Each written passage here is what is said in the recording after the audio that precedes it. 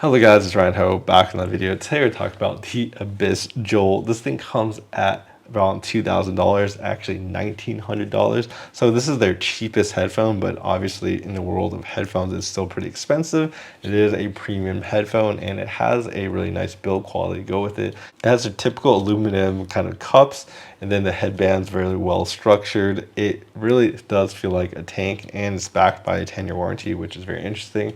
But I think the best part about this headphone is this headphone has really good mid-range. So if you like a lot of vocal-based music, I think this one does really well, especially for male vocals. And I feel like that is the kind of the shining thing about this headphone. What makes it stand out, honestly, amongst the pack is that you get a very good vocal range. And the other thing is, I think this is their best tuned headphone of like all the Abysses I've heard. Honestly, this one I think is my favorite personally. Now the Diana MMR I have right here is slightly tuned a little differently. And I think there's some people who actually like this more and some people like this more. So go into detail of which ones you would probably like, or you can choose between once I describe them. And the other thing about this headphone is the treble of it is actually pretty much relaxed a little bit. It's not like, it's like slightly soft neutral, and that's because this thing is called Joal, which actually stands for the jack of all trades. And in order to be the jack of all trades, you're going to be able to play on really nicely mastered tracks and really poorly mastered tracks. Some tracks come across as very, I guess, trebly, very sibilant because just the way the song was made. And this one will really kind of go over those very smoothly. And I feel like that's probably the reason why they call it the Joal, to be honest. And at least that's how I feel about it. So of course, this headphone has this all black look. I think it's really nice. It's very, I guess, standard coloring. A lot of people just like black. They have a purple driver this time, which is cool. That's the first thing I noticed about it. And this kind of new grille too. I really like this grille. It has this really nice kind of a side sweeping look to it. I think it looks really nice, honestly. And then it has this nice black matte finish as well, which you can see it really kind of goes with the theme and the tone of it. And then of course you have kind of the Abyss over here. I think this part is made of plastic, while this part is made of aluminum. And you can see there's kind of a Batman color type of going on, a little bit of gray and a little bit of black going on, which is kind of cool. And then of course they have the new kind of headband design that they've started with a lot of the headphones now, which I think just makes it very comfortable. And I think they also made these actually wider than the previous model, so it accompanies wider heads now, which is also a good thing. But yeah, they have these, I guess, new, I think they call it the ultra suede, but these are like vegan suede, so no animals are killed, I guess. And yeah, they're honestly very comfortable, and they also changed the tuning of the headphone a bit. I think they didn't have before, because I have their other suede before, which I'm pretty sure this is like normal suede. And then I have their kind of leather headphones. I mean, there are other ear pads that have base ported pads and are made of leather as well. So when it comes to the cables, we have this nice Pentacon cable that comes with. And then I think you have to pay for these if you want different adapters, but they have adapter 3.5, they have one to XLR, and then they have another one to 6.35. So if you have a set, I guess you got this like nice color-coded combination. I have all these in like separate cables, but to have them all in one type of look, I guess is kind of cool. And then of course they have their kind of case that they come with. This is pretty standard for all their headphones, but it's really nicely lined on the inside. I mean, yeah, I guess I can talk about comfort. So like with this headband right here that they didn't have before, this just honestly dramatically increases their comfort. This headphone is very comfortable. You get pretty much these magnetic extensions, which are really nice. Since they use magnets, they basically won't wear out over time, which has happened to some of my older headphones. So it's a very kind of clever type of thing they did, as well as these ear pads, so you can just swap these ear pads easily, right, because they use magnets. That's something I really like about this headphone. And you can just like put on a different ear pad and just kind of snap it on there, and then you're done. So it's pretty easy. And then of course you can kind of see the driver. I mean, the coolest thing about this driver is like it's essentially see-through. You can literally see through the driver. You can see my finger just moving behind it. That's like a really cool thing. I feel like it just has honestly a very transparent driver and something to kind of look forward to. And I mean, another random thing, I don't know if people actually care, but you can see that on these ear pads and stuff, they have the American flag because it's actually made in USA. So I guess if you want to buy made in USA, this is your time to shine. So how does it sound? So First off, like I said, the mid range is probably the best part about it, but starting down low for the bass and sub bass, I feel like these pads do a very good job at keeping in the bass and the sub bass, especially for a headphone that has, I guess, not leather pads, because I always found the leather pads to like keep in the bass more. But I feel like they did make a lot of improvements with this type of ultra suede that keeps in the bass and sub bass well. So honestly, the bass and sub bass are really good. I do detect a slight roll off of the sub bass, but it's really in like the deepest, lowest sub basses. But honestly, this headphone does really well in the bass and sub bass. I think that one of the characteristics of this headphone and a lot of bass headphones is they have really good bass quality, and that definitely comes through, as well as dynamics. So if you like to hear like a lot more of that like physicality or that like physical motion of like air moving, this thing does do that pretty well. So that's really nice. Of course, the bass is still kind of more of a slightly boosted bass. Well, the bass is still more closer to like a flat bass. It's not really going to be a like elevated bass. Of course, you can use their bass ported pads, which can give you a little bit more elevated bass with at a cost of a little bit less sub bass. So that's also an option if you want more bass, which is the cool thing about being able to swap pads, right? But moving up to the mid range, I feel like this is the part where like every single person is going to really like the mid range of this headphone. It's very forward, it's very consistent. I feel like you can hear a lot of the undertones of a lot of voices a lot better. And then the voices sound a lot more kind of present and forward than their previous headphones as well. Honestly, compared to a lot of planars in general, this is probably the most forward mid range I've heard. And it sounds honestly wonderful if you like a lot of vocals or male, female vocals. However, I do think that for female vocals, they're singing at a higher range. The treble, like I said earlier, is a little bit reserved. So it does kind of come across as less, I guess, airy in comparison to other headphones. But it has a lot of what people call the upper mid range. It could be, I guess, more towards the shouty end versus more towards, I guess, a trebly experience in the sibilance range. In the higher, the 8K and higher type of range, it doesn't really have as much of that. And so I feel like this really gives it a very kind of warm and like smooth characteristic. And honestly, I think that's really how you define this headphone. It's a very warm sounding headphone. So if a lot of people, I think, there's other brands like ZMF that people really like those warm type of sound. I feel like a lot of those people really like this. If you like the tube type of sound too, I feel like you're really going to enjoy this headphone too, because it's really smooth. So I feel like those are the people who are really going to enjoy this headphone a lot, because it does that honestly really, really well.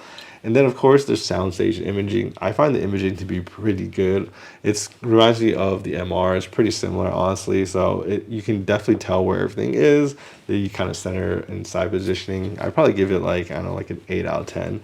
It's pretty decent. And then the soundstage of this is also pretty good. I feel like because the vocals sound like they're pushed so forward that you can really hear a lot of the vocals. But then I feel like the soundstage doesn't sound as like wide sounding as something like the MR. But then it can also be like a tonal thing, because the MR has, I guess, less upper mid range, so the vocals don't pop as much as they do on Joal. The Joal, it really sounds like you're like standing right next to the singer, because a lot of those kind of mid-range sounds sound very forward. They're pretty much the highlight of this headphone.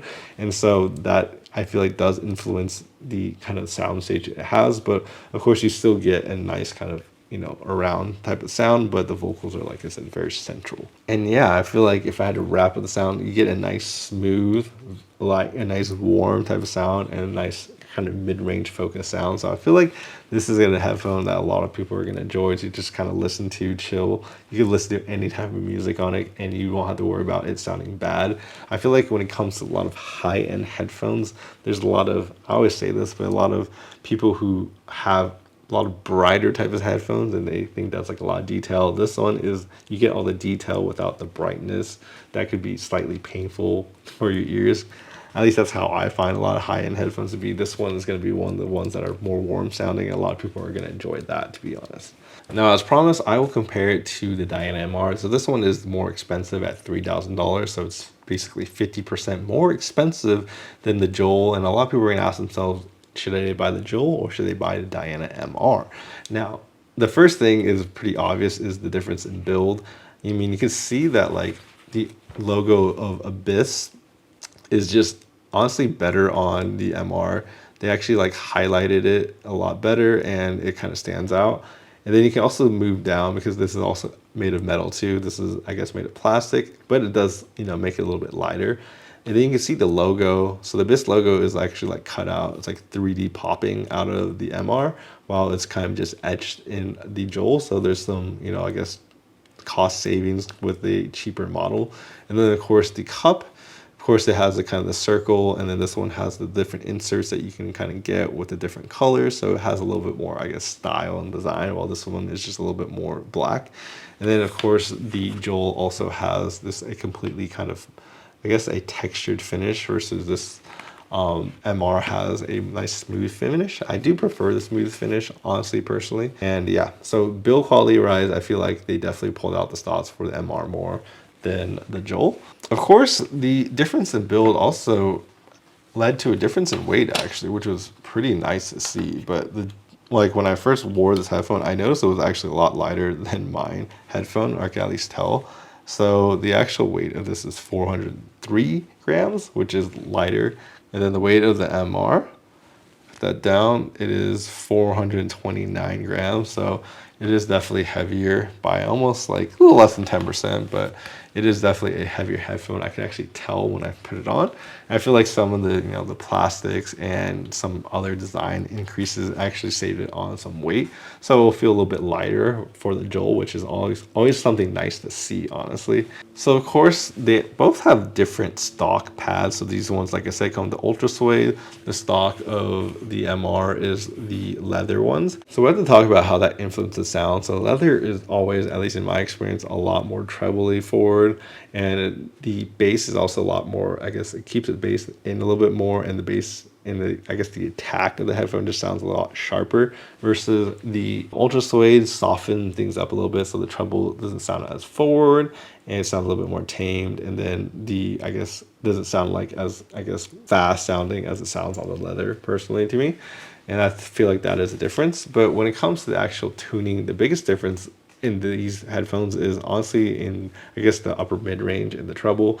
The treble of the MR is just, I would say, slightly north of neutral. It can get slightly, trebly on certain songs. And certain songs you'll never have an issue, but I feel like it has a lot better air than something like the Joal. And I feel like the Joal is a lot more reserved, while this one actually has a really nice kind of mid treble and upper treble, so you're really going to get a lot more of that on the MR. I feel like that's one reason why someone picked the MR over the Joal. Now the Joal has better upper mid range, so I guess you can say it's a little bit more, I guess, shouty type, and it really pushes the vocals a little bit more forward than the MR. The MR does sound just a little bit more relaxed sounding, and so I feel like that's one reason where that someone picked the Joal. I feel like that is really the main difference between them. When it comes to kind of the bass and the sub bass, they're pretty similar to me, honestly. I didn't really find that much of a difference, but yeah, I think most of it has to do with kind of the mid-range changes to the headphone. I will say there's the lower mids does sound just a little bit more forward to on the Joal too, so that's maybe something that people are looking forward to as well. It gives a lot more, I guess, fullness type of sound to the Joal that I haven't really heard in a lot of the Abyss headphones. So if you're looking for a little fuller type of sound, honestly, the Joal does that really well. It makes the MR sound almost, yeah, I want to say it sounds a little bit more hollow, honestly, in comparison to the Joal. Knowing these two things, I asked myself, if I could buy a headphone today, would I pick the Joal or the MR?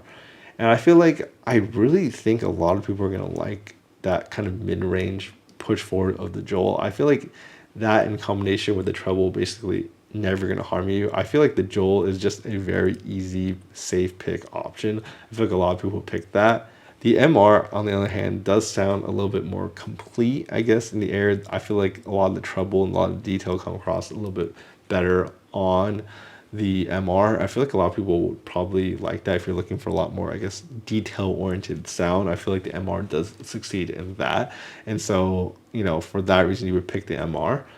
Would I ever trade the MR for the Joal? That's what I keep asking myself. I feel like I want the best of both worlds. I want the upper mids of the Joal and the treble of the Dyna MR in like one headphone. That would be like my ideal headphone. Choosing between these two, it is a little harder to choose, but I really still think for most people the Joal is probably going to be the better choice because one, is cheaper. Two, I think a lot of people appreciate the get, I guess, the mid-range push forward better, and kind of like I said, the smooth sound. It's basically a very safe pick for your first like high-end headphone. I guess it would be a very good pick.